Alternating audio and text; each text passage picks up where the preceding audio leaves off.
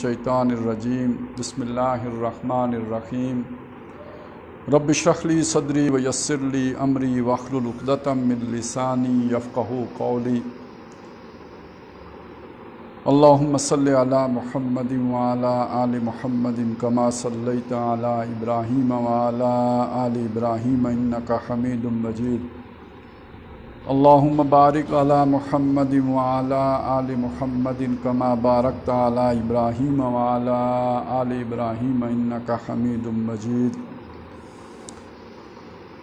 हम आखिरी ज़माने के मुतालिक जो नबी सल्लल्लाहु अलैहि वसल्लम ने ख़बरें दी हैं उन अहादीस का मुताला कर रहे हैं। ज़ाहिर है उन अहादीस में जो सबसे बड़ी बड़ी ख़बरें हैं, क़यामत की जो अलामतें हैं, उसमें सूरज का मग़रिब से निकलना है, दज्जाल का निकलना है। इसी तरह एक कुरान मजीद में दाब्बतुल अर्ज़ का ज़िक्र है, एक जानवर निकलेगा मक्के से और वो लोगों को बताएगा कि ये काफिर है, ये मोमिन है। तो ये बड़ी बड़ी निशानियाँ हैं। उससे पहले कुछ छोटी छोटी निशानियाँ भी हैं, अलामात सुगरा, क़यामत की छोटी निशानियाँ, और उनमें से बाज़ वो हैं जो अखलाकी हैं।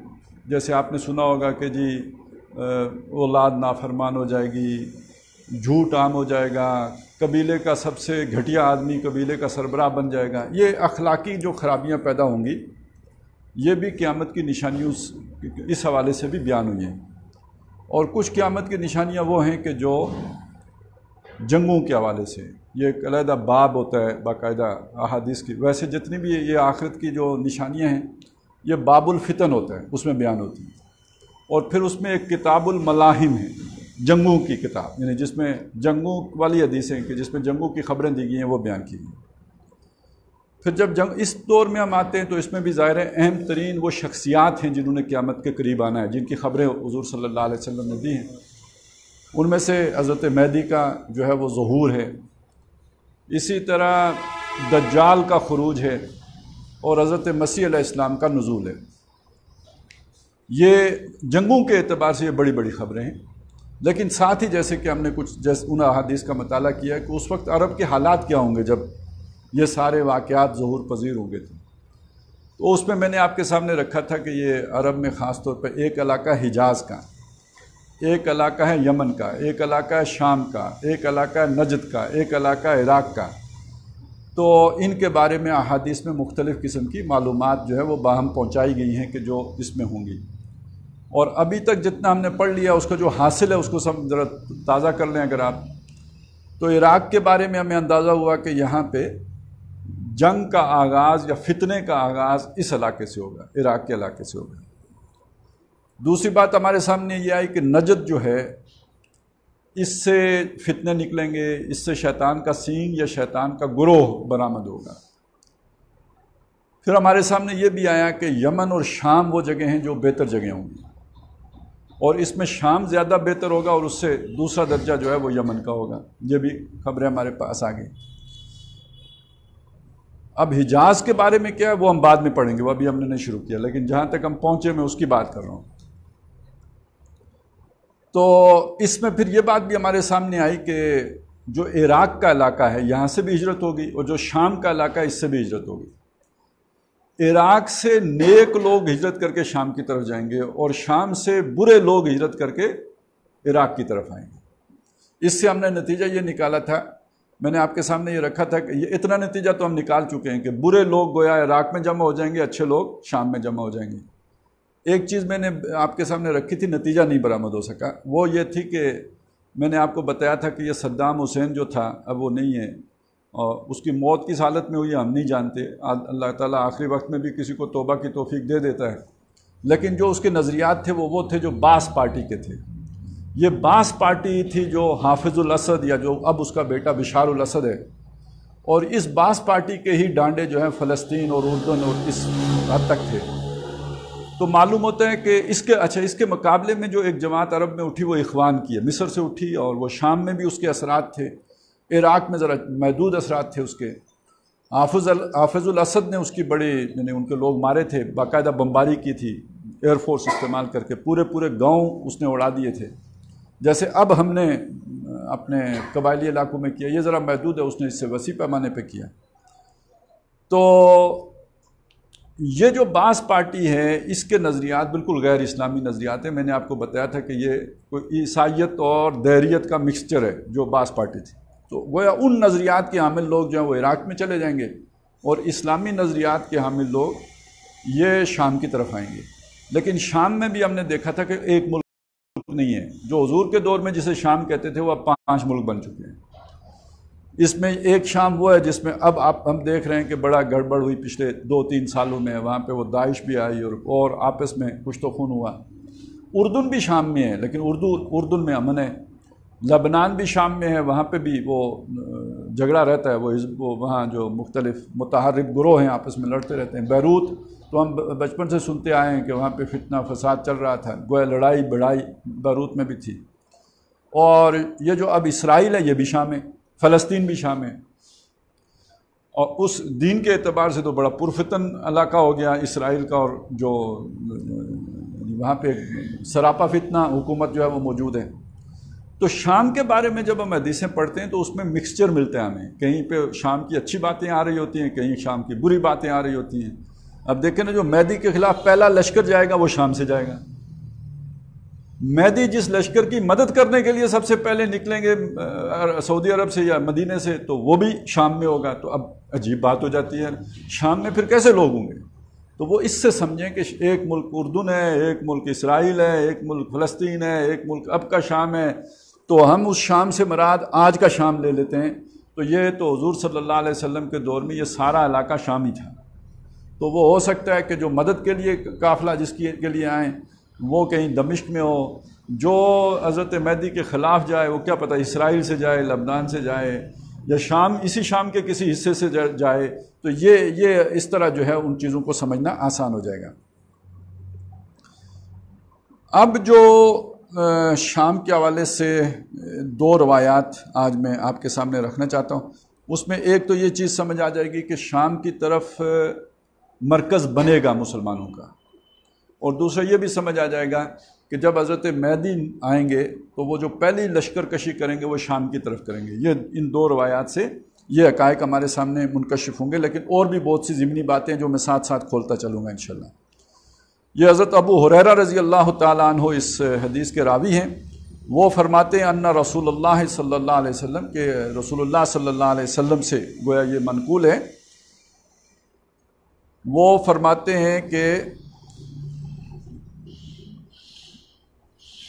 لا تقوم الساعة حتى تنزل الروم بالآماک و بدابک. قیامت اس وقت, تقوم الساعة, قیامت قائم نہیں ہوگی, نہیں ہوگی کھڑی, حتى تنزل الروم, جب تک روم نہ اتر آئیں. اب یہ اترنا جو ہے ہمارے ذہن میں صرف آسمان سے اترنا ہی ہوتا ہے کہ بارش آسمان سے اترتی ہے, فرشتے آسمان سے اترتے ہیں, تو ہمارے ذہن میں ایک ہی بات آتی ہے کہ اترنے کا مطلب آسمان ہی سے ہوتا ہے. اصل میں ذہن میں رکھیں, پہلے بھی اور اب بھی جب کسی کے گھر آ کے گاڑی کھڑی ہوتی ہے تو آدمی جو آتا ہے اسے ہم کہتے ہیں گاڑی سے اترنا, گاڑی سے اترنا. اور گھوڑے سے, اونٹ سے. تو جب فوجیں آتی ہیں تو وہ بھی آ کے کسی جگہ ڈیرا ڈالتی ہیں تو وہ بھی گویا اس شہر میں اترتی ہیں. فوجیں اتر آئیں یا فوجیں اتر گئیں. ہمارے چھاتا بردار اتر گئے, چلیں وہ تو آسمان سے اتریں گے. وہ چھاتا بردار جب اتریں گے وہ جو نہیں ہوتے ڈائیورز جو آپ 23 مارچ کو دیکھتے ہوں گے, وہ چھاتا بردار ہیں, وہ چھتریاں لے کے جو اترتے ہیں. اور لیکن یہ کہ جو ٹینکوں پہ آئیں تو وہ بھی اترے نا, جس نے آ کے جہاں پڑاؤ ڈالا وہ گویا اس شہر میں اتر آئے. تو رومی اتریں گے, کہاں پہ اتریں گے؟ بالآماک, آماک کا جو علاقہ ہے, اور دابک, یہ دونوں عراق کے, یہ جو اس کا سمندر کے ساتھ, یعنی یہ لبنان کے ساتھ سمجھ لیں, یا شام کا, لبنان بھی ہو سکتا ہے, شام بھی ہو سکتا ہے, جو بحیرہ روم کے ساتھ لگتا علاقہ ہے, اس سائڈ پہ یہ علاقے ہیں کہ جہاں پر رومی آ کے اتریں گے. اور یہ اترنا گویا رومیوں کا ظاہر ہے یہاں پہ. ویسے تو یہ اس سارے علاقے میں ہمیشہ سے جنگ ہوتی آئی ہے. جیسے میں نے آپ کو بتایا حضور صلی اللہ علیہ وسلم سے پہلے سے یہ علاقہ جو ہے رومیوں اور ایرانیوں کی جنگ کا میدان رہا ہے. کبھی رومی فتح یاب ہوتے تھے, کبھی ایرانی فتح یاب ہوتے تھے. اور حضور صلی اللہ علیہ وسلم جب مکے میں تھے تو اس دور میں یعنی رومیوں کو شکست ہو گئی تھی، ایرانی فاتح ہوئے تھے، اور مشرکین مکہ نے اس پر بڑا جو ہے وہ تالیاں پیٹی تھی کہ ہمارے مشرک جو ہیں آتش پرست وہ جیت گئے ہیں اور تمہارے اہل کتاب وہ انہیں شکست ہو گئی ہے۔ تو اس پر اللہ تعالیٰ نے کہا تھا کہ یہ بازی پلٹ جائے گی۔ الف لام میم غلبت الروم فی ادنی الارض، ہاں رومی قریب کی سرزمین میں مغلوب ہو گئے ہیں، کر دیے گئے ہیں، لیکن وہم من بعد غلبہم سیغلبون، وہ اپنی اس مغلوبیت کے بعد عنقریب غالب آ جائیں گے۔ تو وہ فی بضع سنین، چند سالوں میں، 9 سالوں کے اندر اندر یہ کام ہو جائے گا، اور وہ ہو گیا۔ اور وہ غزوہ بدر کے دن پھر وہ جو ادھر مسلمانوں کو اللہ نے فتح دی اور ادھر جو ہے اسی دن رومیوں کو فتح ہوئی تھی۔ تو گویا آخری زمانے میں پھر رومی حملہ آور ہوں گے۔ اچھا، روم سے مراد یعنی روم اصل میں عیسائی دنیا کا ہیڈ کوارٹر رہا ہے، یعنی آج بھی جو ویٹیکن ہے وہ روم میں ہی ہے۔ یعنی ویٹیکن کا مطلب جیسے ہمارا یوں سمجھیے کہ مرکز مدینہ ہے، تو ان کا مرکز جو ہے وہ ویٹیکن ہے اور ان کا پوپ وہیں پہ بیٹھتا ہے۔ تو روم سے مراد صرف کوئی ایک آج کا روم نہ لیں، بلکہ یہ کہ یہ پورا جو یورپ ہے یہ آپ مراد لے سکتے ہیں، جو اب نیٹو کی صورت میں منظم ہے، اور یہ جو امریکہ وغیرہ ہیں یہ بھی گویا اس کے ایک اتحادی ہی کا درجہ یا سرپرست چلیں کہہ لیں۔ حقیقت کے اعتبار سے تو سرپرست ہے امریکہ استعمال کرتا ہے اس کو، لیکن اس حدیث کی روح سے دیکھیں تو الائی ہے، اس کا ساتھی ہے، کیونکہ اصل وہ یہ کہاں سے گئے ہیں، یہ امریکی کدھر سے آئے ہیں، یہ امریکی جو بر اعظم امریکہ ہے وہاں کے رہنے والے تو نہیں ہیں، یہ تو ادھر ہی سے جو ہے یہ ایک ہی نسل ہے۔ ابھی جو اتحاد ہوا ہے نا یہ بڑا دلچسپ اتحاد ہے، برطانیہ، آسٹریلیا اور امریکہ، ان کے ساتھ ابھی شاید جاپان وغیرہ بھی جڑیں گے، جاپان ایک علیحدہ نسل ہے، لیکن یہ تینوں ایک ہی نسل ہیں، وائٹ اینگلو سیکسن، یعنی ان کی جو رنگت ہے وہ سفید ہے، اور یہ جو ہے انگلینڈ سے ان کا وہ جو نکلنا ہوا ہے، آسٹریلیا میں بھی یہی گئے ہیں، افریقہ میں بھی یہی گئے ہیں، اور امریکہ میں بھی یہی گئے ہیں۔ اور ابھی جو چائنا کے مقابلے میں انہوں نے 4 ملکوں کا اتحاد بنا ہے، تو اس میں یہ 3 تو یہی ہیں، چوتھا بھی میرے ذہن میں نہیں آ رہا۔ تو یہ جی جاپان میرا خیال ہے وہ ابھی نہیں ہے شاید، یہ ہاں انڈیا ہے، نہیں انڈیا اس میں نہیں ہے، اس والے میں نہیں ہے، وہ ایک علیحدہ ہے جس میں انڈیا والا نہیں ہے۔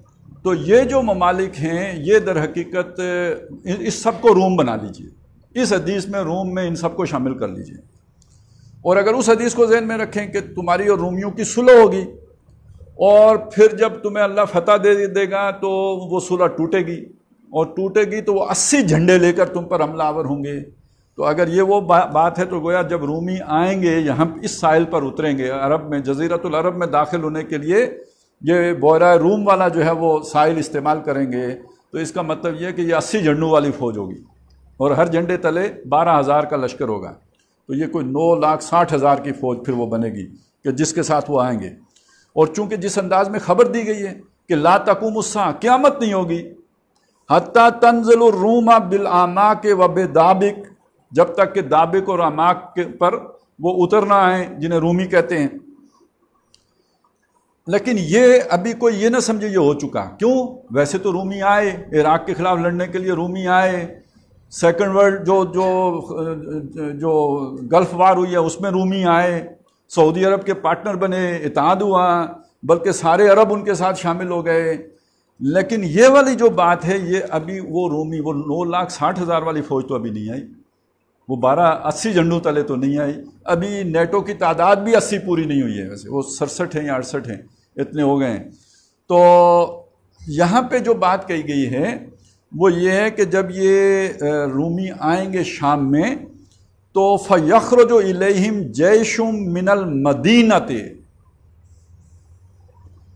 ان کے خلاف نکل کے آئے گا ایک لشکر مدینے سے۔ اس مدینے کو بعض لوگوں نے عام کرنے کی کوشش کی ہے، مطلب کوئی بھی شہر ہو سکتا ہے، دمشق سے نکلے، کسی نے کہا ہو سکتا ہے جناب کسی اور شہر سے نکلے، لیکن یہ المدینہ ہے، اور المدینہ یعنی جیسے کسی کے ساتھ دی لگا دیتے ہیں نا وہ خاص ہو جاتا ہے، المدینہ کا مطلب یہ ہے، اور المدینہ خاص ہے مدینۃ النبی کے لیے صلی اللہ علیہ وسلم۔ تو گویا یہ مدینے سے المدینہ سے نکلے گا، یعنی مدینہ منورہ سے نکلے گا۔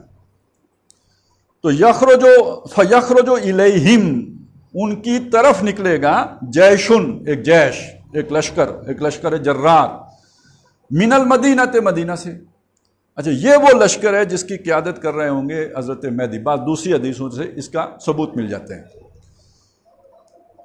اور اگلے جو الفاظ ہیں وہ بھی اس کی تائید کر رہے ہیں۔ یہ جو لشکر ہوگا، من خیار اہل الارض یومئذ، اس دن زمین کے اوپر اس سے بہترین لوگ نہیں ہوں گے۔ من خیار اہل الارض، زمین کے رہنے والوں میں سے سب سے اچھے لوگوں کا یہ لشکر ہوگا۔ یہ خیر ہوتا ہے نا، خیر، آپ نے حدیث سنی، خیرکم من تعلم القرآن وعلمہ، تم میں سے بہترین وہ ہے جو قرآن سے، وہ واحد ہے خیر۔ اب اس کی جمع بنائی خیار، جو تم میں سے بہترین لوگ ہوں گے وہ اس لشکر میں شامل ہوں گے۔ فَإِذَا تَصَافُوا، جب وہ صف آرا ہو جائیں گے، صفیں بن جائیں گے، یعنی اب تصادم تیار ہے، فوجیں عام مد مقابل آ گئی ہیں۔ قالت رومو، رومی کہیں گے۔ اب دیکھیے، رومی شام میں آئے ہوئے ہیں اور وہ کسی اپنا مقصد کو، ظاہر ہے جب بھی فوجیں اترتی ہیں تو پوری پلاننگ ہوتی ہے، اسٹریٹجی بنتی ہے، اہداف کا تعین ہوتا ہے، کیا اچیو کرنا ہے، تو یہ سارا کچھ سامنے ہوتا ہے جو مقصد لے کے آتی ہیں۔ یہ بیچ میں جو لشکر آ گیا مدینے سے، یہ تو ان کی پلاننگ میں نہیں تھا، یہ تو اچانک آ گیا، یہ تو انہوں نے سوچا نہیں تھا۔ ابھی تک کا تو معاملہ یہ ہے کہ اگر عراق پر حملہ ہوتا ہے تو باقی خبریں سنتے ہیں، اگر شام پر کچھ ہوتا ہے تو باقی زیادہ سے زیادہ کوئی آٹے کی بوریاں بھیج دیں تو بھیج دیں، اس سے زیادہ باقی مسلمان کچھ نہیں کرتے۔ افغانستان پر ہوتا ہے تو باقی جو ہے وہ نان نیٹو الائی بن جاتے ہیں۔ ابھی تک کوئی کسی کی مدد کے لیے نہیں گیا، یہ واقعہ مختلف ہو گیا ہے۔ اب ایک نیا لشکر بیچ میں آیا تو گویا عیسائیوں کے لیے بھی یا رومیوں کے لیے بھی ایک بالکل نئی سچویشن کریٹ ہو گئی جو ان کی پلاننگ میں نہیں تھی کہ کوئی ہمارے مقابلے میں اس طرح بھی آ جائے گا۔ تو قالت رومی کہیں گے خلو بیننا و بین الذین صبوا منا تقاتلوہم، تم ہمارا خلو چھوڑ دو، وہ خلی ولی نہیں ہوتا جو، یہ وہی ہے نا، یعنی خالی کر دو، چھوڑ دو، بیننا و بین الذین، ہمیں اور ان لوگوں کو، صبوا منا، جنہوں نے ہمارے قیدی بنا لیے ہیں، نقاتلہم، ہم ان سے لڑنا چاہتے ہیں، ہماری تم سے کوئی لڑائی نہیں ہے، اور ان سے لڑنے کے لیے ہم اس لیے آئے ہیں کہ انہوں نے ہمارے بندے قیدی بنا لیے ہیں۔ اب یہ قیدی بنا لیے ہیں یعنی یرغمال بنا لیے ہیں۔ اب دیکھیں دنیا میں ہوتا کیا ہے، ابھی افغانستان ہے، وہاں پہ ایک رجیم چینج ہوئی ہے، تو ایک معاہدے کے تحت تبدیلی آئی ہے۔ اس معاہدے کے نتیجے میں وہاں سے جو ان کے پٹھو تھے یا جو بھی ان کے اپنے بندے تھے یا جو ان کے ایجنٹ تھے، وہ سارے وہ نکال کے لے گئے نا۔ اگر یہ تبدیلی بغیر معاہدے کے آئے تو یہ سارے کون بنیں گے؟ قیدی۔ پھر تو کوئی نہیں جانے دے گا نا، پھر تو روک لیں گے، پھر تو کہیں گے تاوان جنگ ادا کرو تو ہم آپ کو بدلے میں یہ دیں گے، یا ان کا تاوان دو تو پھر دیں گے۔ تو معاہدہ چونکہ پہلے ہوا، معاہدے کے تحت ہوا، اس لیے انہوں نے کہا جی ٹھیک ہے لے جاؤ، ایئرپورٹ آپ کے پاس ہی رہے گا جب تک کہ آپ کے بندے یہاں سے نکل نہیں جاتے، جانے دیے۔ تو لگتا یہ ہے کہ شام میں جو یہ کچھ ہو رہا ہوگا، اس میں کسی علاقے میں کسی ایسے گروہ کو ایک برتری حاصل ہو جائے گی جو وہاں پہ سفارتکاروں کو یا کوئی مشنریز جو بھی وہاں پہ ہوں گے، یا اس علاقے میں جو کوئی پروجیکٹ ہوگا، کوئی تیل نکال رہے ہوں گے، جو بھی کچھ ہے وہاں پہ، ان لوگوں کو قیدی بنا دیں گے اور یہ فوجیں ان کو چھڑانے کے لیے آئیں گی۔ اب اگر اس کو اس حدیث کے ساتھ جوڑیں کہ جس میں یہ بات کہی گئی تھی تمہاری صلح ٹوٹے گی تو پھر لڑو گے، اسی لڑنے کے نتیجے میں اگر کچھ مسلمان شہید ہو جائیں گے تو بدلے میں جو وہاں عیسائی فوجیں، ان کو اگر مسلمانوں میں سے کو ذرا برتری حاصل ہوئی تو انہوں نے کچھ کو قیدی بنا لیا، تو وہ جو 80 جھنڈوں تلے آئیں گے تو وہ اپنے قیدی چھڑانے کے لیے آئیں گے۔ یہ بھی ہو سکتا ہے، وہ سفارتکار اور اس طرح کے لوگ بھی ہو سکتے ہیں، جیسے ایران نے ایک دفعہ یرغمالی بنا لیے تھے، پورا جو ہے سفارت خانہ یرغمالی بنا لیا تھا۔ یہ کیفیت بھی ہو سکتی ہے، اور یہ بھی ہو سکتی ہے کہ وہ جو صلح ٹوٹنے کے نتیجے میں جنگ ہوگی اس میں مسلمان عیسائی فوجیوں کو قیدی کر لیں اور ان کو چھڑانے کے لیے پھر اتنی بڑی نفری کی جو ہے وہ وہاں پہ حملہ آور ہو جائے۔ تو اب یہ جو مدینے سے لشکر آ کے بیچ میں ان کے درمیان رکاوٹ کھڑی کر دے گا تو انہیں کہیں گے ہمارا رستہ چھوڑ دو، ہمارا تمہارا کوئی جھگڑا نہیں ہے، آپ کیوں خواہ مخواہ پریشان ہوتے ہیں، ہمارا جھگڑا ان لوگوں کے ساتھ ہے، اور یہ دہشت گرد ہیں، انہوں نے ہمارے بندے قابو کیے ہوئے ہیں اور یہ انہیں چھوڑنے کے لیے تیار نہیں، ہمارا اس لیے ان کے ساتھ پھڈا ہے، تو آپ شریف لوگ ہیں، آپ بیچ میں نہ آئیں۔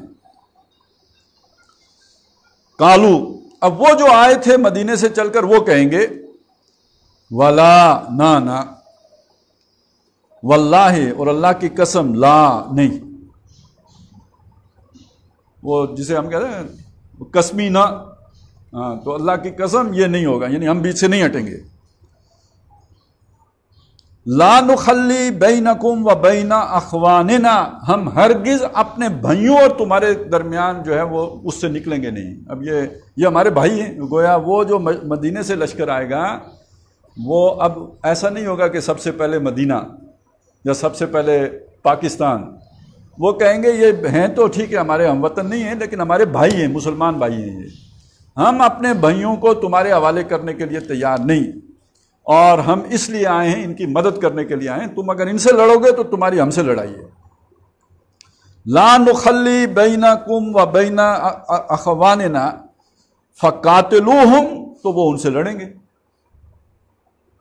یہاں سے اس جنگ کا آغاز ہوگا جو 7 سال چلے گی، اور اس کا انجام بھی اسی حدیث میں آ گیا ہے۔ فقاتلوہم، پھر کیا ہوگا جب یہ لڑائی ہوگی؟ تو ویسے تو ہم سب کا شوق ہے کہ حضرت مہدی کے ساتھ شامل ہو جائیں، یہودیوں کا بھی بڑا شوق تھا کہ آخری نبی آئیں، جب آخری نبی آئے تو شوق بدر ہو گیا۔ اسی طرح سمجھ لیں کہ ہمارا بھی بڑا شوق ہے کہ مہدی آ جائیں، اور شوق ہمارا اس لیے ہے کہ مہدی آئیں، جیسے ہم سلطان رائے کی فلم دیکھتے ہیں ایسے ہم دیکھیں گے وہ ادھر فتح کریں گے ادھر فتح کریں گے اور پھر ہم ادھر تالیاں پیٹیں گے۔ لیکن یہاں مسئلہ ذرا سوچ لیں کیا ہوگا۔ فقاتلوہم، تو وہ ان سے لڑیں گے، فینہزم ثلث، 1/3 جو ہے فرار ہو جائے گا۔ جب لڑائی چھڑے گی نا، 1/3 لشکر جو آخر مدینے سے ان کے ساتھ چل کے آیا ہوں گا اور نعرے مارتے ہوئے آئے ہوں گے، لیکن جب ٹھس ٹھس ہو گئی تو 1/3 وہاں سے ٹھس ہو جائے گا، اور یہ وہ لوگ ہوں گے لا یتوب اللہ علیہم ابداً، جن کو اللہ تعالیٰ کبھی جن کی طرف نظر عنایت نہیں کرے گا، ان کی توبہ قبول نہیں کرے گا، ان کو کبھی معافی نہیں ملے گی، گویا دل پہ مہر ہو جائے گی۔ ابداً، کبھی اللہ اس 1/3 کی معافی قبول نہیں کرے گا۔ وَيُقْتَلُ ثُلَثٌ، 1/3 قتل کر دیا جائے گا، مقتول فی سبیل اللہ ہو جائے گا۔ اگر ان کے ساتھ 30,000 کا لشکر آیا تھا، 10,000 شہید، 10,000 فرار۔ وَيَفْتَحُ ثُلَثٌ، 1/3 فتح حاصل کرے گا۔ یہ پہلی فتح ہے۔ یہاں سے پھر سلسلہ آگے چلے گا، کہاں تک جائے گا؟ لا یفتنون ابداً، ان کو یہ جو فتح حاصل کریں گے ان کو اللہ تعالیٰ کبھی آزمائش میں نہیں ڈالے گا، کسی فتنے میں نہیں پڑیں گے، یعنی وہ یکسو ہو جائیں گے، وہ شیطان سے اللہ تعالیٰ ان کو ہمیشہ کے لیے حفاظت دے دے گا، کوئی ابہام ان کے دل میں باقی کبھی بھی نہیں پیدا ہو، کنفیوژن اب میں نہیں رہیں گے، ہمیشہ ایسا نور اللہ ان کو عطا کر دے گا کہ وہ گویا فرقان والی کیفیت ان کو حاصل ہو جائے گی۔ لا یفتنون ابدا، فیفتتحون قسطنطنیہ، تو قسطنطنیہ تک یہ فتح کریں گے۔ تو قسطنطنیہ جو فتح ہوگی یہ حضرت مہدی کی اس جنگ سے لے کر 7 سالوں کے بعد جا کے فتح ہوگی۔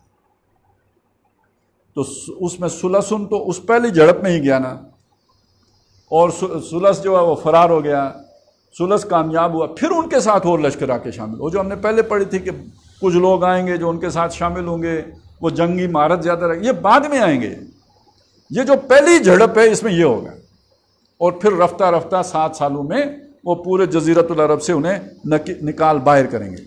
یہ جو میں کہتا ہوں مختلف جھڑپیں ہوں گی، یہ کوئی ایک جنگ نہیں ہے، 7 سالوں میں کئی قسم، جنگ تو ایک ہی ہے لیکن اس کی جو مختلف محاذ ہیں کبھی جو ہے وہ شام میں گرم ہو گیا ہے، تو کبھی اردن میں گرم ہو گیا ہے، تو کبھی مدینے میں گرم ہو گیا ہے، تو کبھی عراق میں گرم ہو، یہ مختلف جگہیں ہوں گی جہاں پہ جنگ چھڑی ہوئی ہوگی۔ اس کو اگر آپ سمجھنا چاہیں تو یہ حضرت عبداللہ ابن عمرو رضی اللہ تعالیٰ عنہ ان سے جو روایت ہے، اس سے پتہ چلے گا کہ ان رسول اللہ صلی اللہ علیہ وسلم قال، رسول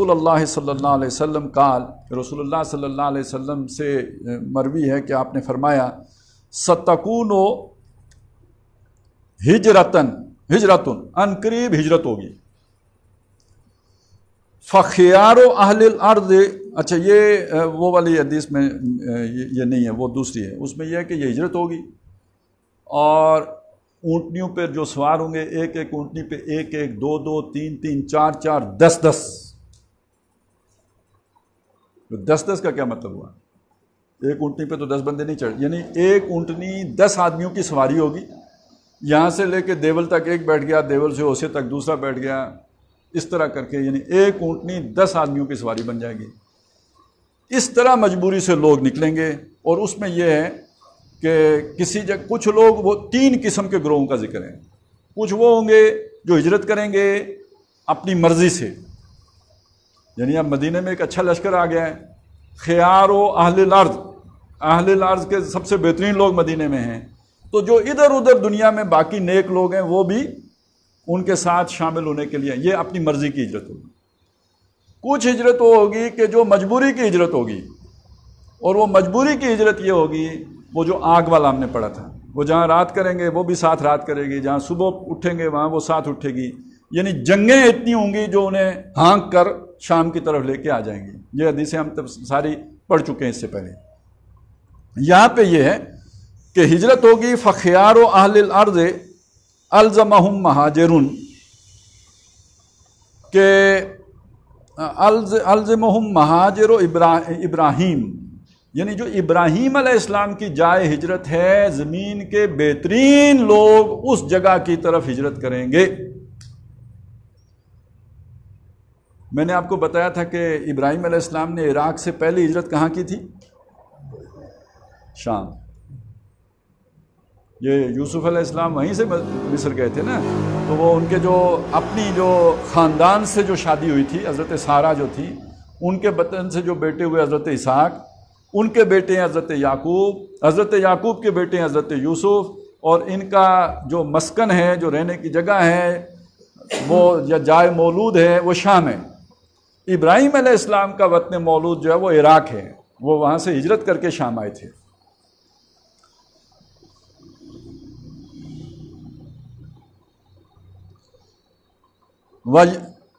وَيَبْقِي فِي الْأَرْضِ شَرَارِ أَهْلِهَا، پیچھے لوگ جو رہ جائیں گے، یعنی بہترین لوگ ہجرت کر کے شام چلے جائیں گے، پیچھے وہ لوگ رہ جائیں گے جو اس کے سب سے شریر لوگ ہوں گے۔ اس سے وہ دوسری حدیثوں کو بھی ذہن میں رکھیں نا، کہ عراق کے اچھے لوگ ہجرت کر کے شام چلے جائیں گے اور شام کے برے لوگ ہجرت کر کے عراق آ جائیں گے۔ اس حدیث کو سامنے رکھ کر یہاں اگر ہم مراد لیں تو ساری زمین کی بات نہیں ہو رہی ہے، عراق کی بات ہو رہی ہے، یعنی عراق سے لوگ ہجرت کر کے خیار عراق جو ہیں وہ ہجرت کر کے شام آ جائیں گے، اور پیچھے جو رہ جائیں گے عراق میں وہ شرارتی لوگ، شریر لوگ، بے دین لوگ، بد دین لوگ، وہ رہ جائیں گے۔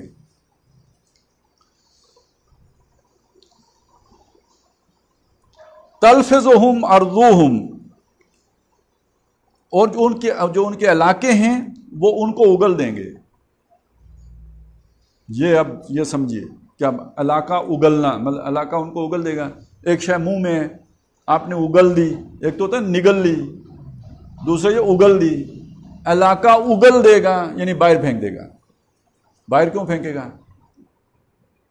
انہوں نے اپنی مرضی سے ہجرت نہیں کی کہ وہ شام جائیں، لیکن مجبور کر دیے گئے کہ وہ اپنے علاقے سے نکل جائیں، کیونکہ حالات ایسے پیدا ہو جائیں گے، بھوک ہوگی یا جنگ ہوگی، جو بھی ایک کیفیت ہے۔ جیسے آج کل ہوتا ہے نا، مہاجر نکلتے ہیں تو وہ اپنی مرضی سے تو نہیں نکلتے، کسی اعلیٰ مقصد کے لیے تو نہیں نکلتے، ان کی مجبوری، زندگی باقی رکھنے کی خواہش ان کو نکلنے پر آمادہ کرتی ہے۔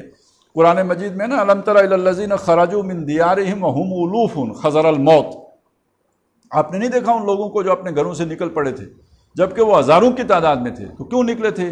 موت کے ڈر کی وجہ سے نکلے تھے۔ تو گویا پورا یہ علاقہ موت کی وادی بن جائے گا اور یہاں کسی بھی جگہ پہ امن نہیں رہے گا. تو جو خیار الارض ہوں گے وہ ہجرت کر کے شام پہنچ جائیں گے. پیچھے جو اشرار بچیں گے ان کی زندگی وہاں جیرن ہو جائے گی اور انہیں بھی نکلنا پڑ جائے گا. تلفظہم ارضہم،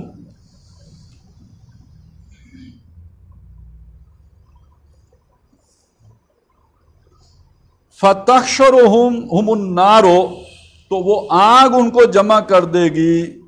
آگ میں پہلے وضاحت کر چکا ہوں، مراد ہے جنگ. وہ جنگ انہیں جمع کر دے گی کدھر؟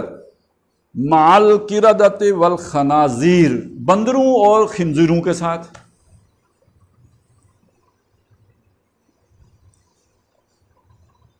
اس کا ایک سادہ سا مطلب تو یہ ہوگا جنگل چلے جائیں گے. بندر اور خنزیر، ویسے تو خنزیر اب اسلام آباد میں بھی آ گئے ہیں، یہاں بھی آ گئے ہیں، لیکن یہ کہ عام طور پہ بندر تو جنگلوں ہی میں ہوتے ہیں. رات کو کسی آبادی میں آئیں تو آئیں، ویسے دن کو نہیں آتے، جنگلوں میں ہوتے ہیں. تو اگر تو وہ معنی مراد لیں کہ وہ جنگلوں میں چلے جائیں گے، وہ آج بھی کچھ لوگ ہیں نا جو کہتے ہیں جناب کہیں علیحدہ جا کے آباد ہو جائیں، دنیا سے نکلیں، ایک بستی اپنی آباد کر لیں، تو وہ جنگل شنگل میں جا کے آباد ہو جائیں. یہ بھی ہو سکتا ہے. ایک اس کا اگر ہم اسے یہاں پہ خنزیروں کو اور بندروں کو استعارہ سمجھیں تو کوئی قوم بھی تھی جو بندر اور خنزیر بنائے گئے تھے نا، ہیں بنی اسرائیل. اور کچھ لوگ ہیں دنیا میں جن کی عادتیں بندروں اور خنزیروں والی ہیں. ہاں، ویسے بھی کہتے ہیں بندر کی اولاد ہیں ہم.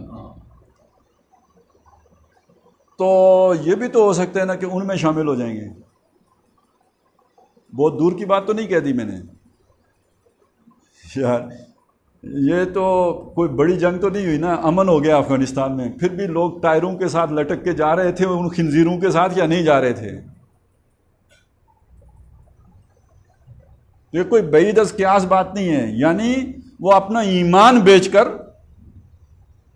جو خیار ہوں گے وہ تو چلے جائیں گے شام، جو پیچھے بے ایمان بچ جائیں گے شریر، وہ اپنے ایمان کا سودا کر کے ان کے ساتھ شامل ہو جائیں گے. تو اگر آپ کو پھر بھی لگے میں نے کوئی دور کی بات کی ہے تو تھوڑی مجھے تاریخ اگر آپ کو بری نہ لگے تو سنا دوں. یہ جب عرب علاقہ فتح کیا تھا انگریزوں نے تو ان کی فوجوں میں کون کون شامل تھا؟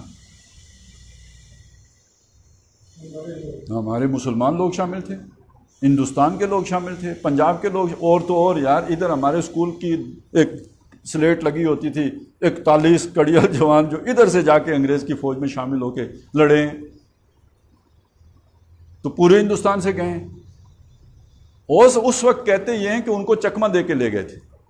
یہ نہیں بتایا تھا کہ آپ کو کدھر لڑنے کے لیے، وہ بتایا تھا جاپان لڑنے کے لیے لے جا رہے ہیں، اور پھر ان کو لے کے وہاں چلے. جن کو پتہ لگتا تھا وہاں کدھر جائیں، وہ کوئی مارے گئے، مطلب انگریز جنہوں نے کہا نہیں ڈس اوبے کیا انہیں مار دیا انہوں نے، کوئی بھاگے. تو یہ آج کا زمانہ تو ہی نہیں ہے کہ آپ کو موبائل ڈائریکشن دے رہا ہوں، تو کوئی اسی طرح جنگلوں میں بھٹک کے مر گئے. یہ بھی ہوا ہے، لیکن بہت سے لوگ وہ ہیں جنہوں نے پھر انگریز کا ساتھ دیا پورا، جن کو جاگیریں ملی ہیں پھر، جو اس کے بعد مستقل آپ کے حکمران ہیں، ایک نہیں تو دوسرا. تو کہانی تو پیچھے یہ ہے. وہ بس یہ ہوتا تھا کہ ان کے وہ جمیندار تھے، والدار تھے، وہ یہ کچھ ہوتے تھے. بعد میں ان کی جو آگے نسل چلی ہے وہ پھر بڑی شیں بنی ہیں، بڑی بڑی چیزیں بن گئی نا. اب وہ وائسرائے بن گئے. پہلے انگریز وائسرائے آتا تھا، ان میں سے وائسرائے انہوں نے انعام دیا ان کو باقاعدہ کہ تم نے ہمارے لیے گولیاں چلائی ہیں تو ہم نے آپ کے لیے یہ خدمات جو ہے بدلے میں آپ کو یہ علاقہ الاٹ کرتے ہیں، اب یہ آپ کا ہے. تو فَتَحْشَرُهُمُ النَّارُ مَعَ الْقِرَدَةِ وَالْخَنَازِيرِ، تو وہ آگ، وہ جنگ انہیں ان خنزیروں اور ان بندروں کے ساتھ جمع کر دے گی. اور ویسے بندر کی عادت ہوتی ہے نقل اتارنے کی، یہ بندر کی پکی عادت ہے. وہ آپ نے وہ کہانی یاد ہے نا، وہ جو تاجر کی ٹوپیاں لے کے تو چڑھ گیا تھا درخت پہ، تو تاجر نے جو حکمت لڑائی تھی وہ کیا، اپنی ٹوپی اتار کے اوپر پھینکی تھی، تو اس نے بھی ساری اوپر پھینکی تو وہ نیچے آ گئی. یعنی وہ نقل اتارتا ہے. یہ مسلمانوں کی وہ مخلوق کہ جو محمد الرسول اللہ کی سنتیں چھوڑ کر ان کے فیشنوں پہ چلے، یہ بندروں سے بھی بدتر ہیں یا نہیں ہیں؟ ہم نے دیکھا ہے کہ فیشن میں الجھ کر اکثر تم نے اسلاف کی عزت کے کفن بیچ دیے، نئی تہذیب کی بیرو بہاروں کے عوض اپنی تہذیب کے شاداب چمن بیچ دیے۔ ایک طرف اللہ کے رسول کی سنت ہو صلی اللہ علیہ وسلم، دوسری طرف کوئی مغرب سے آیا ہوا فیشن ہو، تو بندر ہوئے بغیر تو اس کو اختیار نہیں کیا جا سکتا۔ پھر بندر کا دوسرا وصف ہے لالچ، اور لالچ کا مطلب یہ ہے کہ پھر وہی ڈالر کی خواہش اور یہ اور وہ اور سارا جو کرپشن۔ اور بندر کا تیسرا کام ہے فساد فی الارض، وہ اپنی ضرورت کی چیز نہیں کھاتا، وہ جس کھیت میں گھس جائے ضرورت تو اپنی پوری ہی کرے گا، باقی پوری کھیتی پر بھی پیشاب کر کے جائے گا۔ جو ابھی جو ادھر آتے ہیں نا پار ہمارے اس علاقے میں بندر، ان سے پوچھے نا، وہ پورے مکئی کے کھیت خراب کر جاتے ہیں، یہ بندر ہے۔ اور خنزیر بڑا وصف اس کا بے حیائی، اور سب سے زیادہ انہیں فکر یہ ہوتی ہے کہ عورتوں نے برقع کیوں پہنا ہے اور پردہ کیوں کیا ہے، اور جو ان کے بندر یہاں بیٹھے ہیں وہ بھی یہی کہتے ہیں کہ جو پردہ کرے وہ اب نارمل ہوتی ہے۔ ان کے لیے نارمل ایکٹ تو خنزیروں والا ہے نا، حیا تو اب نارمل ایکٹ ہے ان کی نظر میں۔